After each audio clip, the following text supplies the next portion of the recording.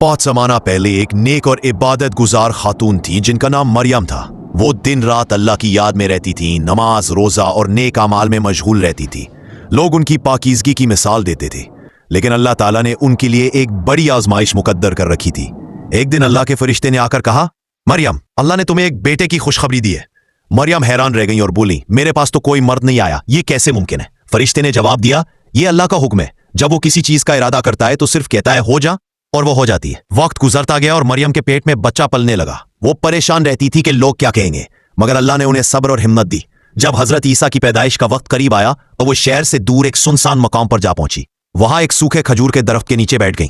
तन्हाई, खौफ और दर्द की शिद्दत से इनकी हालत बिगड़ गई। तड़पते हुए कहने लगी, काश मैं उससे पहले ही मर जाती और कोई मुझे याद भी ना करता। इसी लम्हे अल्लाह की रहमत नाजिल हुई। नीचे से एक आवाज आई, तुम्हारे करीब एक चश्मा जारी कर दिया गया है, खजूर के दरख्त को हिलाओ, ताजा खजूरें तुम पर गिरेंगी। उन्होंने चश्मे का पानी पिया और खजूरें खाकर ताकत हासिल की। फिर हजरत ईसा पैदा हुए। कुछ दिन बाद वो हजरत ईसा को गोद में लेकर अपनी कौम के पास वापस आई। लोग शोर मचाने लगे, अब मरियम, ये क्या है? तुम्हारे वालिद नेक आदमी थे, तुम्हारी मां पाकीज़ा थी, ये बच्चा कहां से आया? ये अल्फाज उनके दिल पर तीर की तरह लग रहे थे, मगर अल्लाह ने पहले ही फरमा दिया था कि तुम उनसे कुछ ना कहना, सिर्फ इशारा करना। मरियम ने हजरत ईसा की तरफ इशारा किया। लोग हंसने लगे, ये बच्चा कैसे बोल सकता है? और फिर अल्लाह के हुक्म से नौज़ायदा हजरत ईसा बोल उठे, मैं अल्लाह का बंदा हूं, उसने मुझे किताब दी है और नबी बनाया है।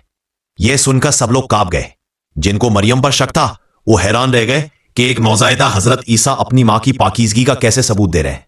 यह वाकया हमें सिखाता है कि अल्लाह जिसे चाहे इज्जत देता है, सारी दुनिया इल्जाम लगाए, लेकिन जब चाहे तो एक बच्चा भी अपनी मां की सच्चाई और पाकीज़गी का गवाह बन जाता है।